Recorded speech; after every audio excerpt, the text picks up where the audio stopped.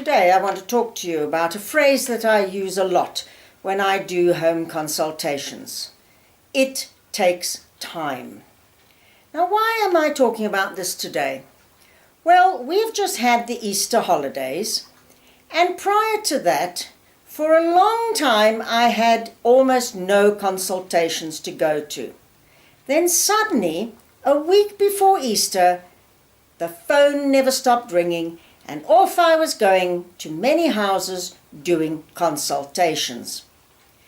And another time of the year where this happens is before Christmas. Just before Christmas, the calls come in. I need you to come and fix something with my dog or dogs. The most busy time for me as a behaviorist, and I'm sure it is for other behaviorists too, is just before Easter, just before Christmas, and of course any other holiday time. Then another busy time for us is going to be after the holiday time. Why? Because the people have spent time at home and now they've seen all the bad behavior and they need these to be fixed. But getting back to these home consults, and it takes time. This happened again the week before Easter. I would go to these houses. We would talk about the problems, behavior modification, how to work through these problems. And every time I would get the question, how long is it going to take? I've got visitors coming tomorrow or on the weekend or next week, and I need the dogs to be under control, or I need to fix this now. It's been 6 years, but I need it fixed, and I need it fixed yesterday. It all takes time. The one was, I need the dogs and cats to be integrated. Why? Because they were tired of having to keep them separate. They'd only brought the cat in 2 weeks prior to that, but they wanted it fixed now. And when I say I can't give you a time limit or a time frame, you can see them getting upset. They want it fixed. And unfortunately, all I can say to them, it takes time. It takes patience. It takes commitment. And if you don't do those things, then it's not going to work.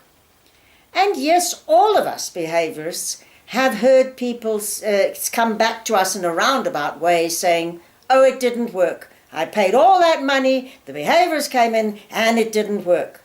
You know why it didn't work? Because they were not prepared to put in the time and the effort. Everybody wants things done instantly. We live in the age of instant. You must pick up the cell phone and answer it the minute it rings. You must send your SMS. You must send your emails. It's all instant, now, now, now.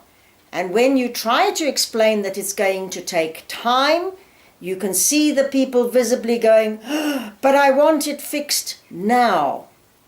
Doesn't work like that, guys. You know the saying, Rome wasn't built in a day? Well, dog training can take even longer. It can take months for dogs and cats to assimilate. And even then they might not even get together.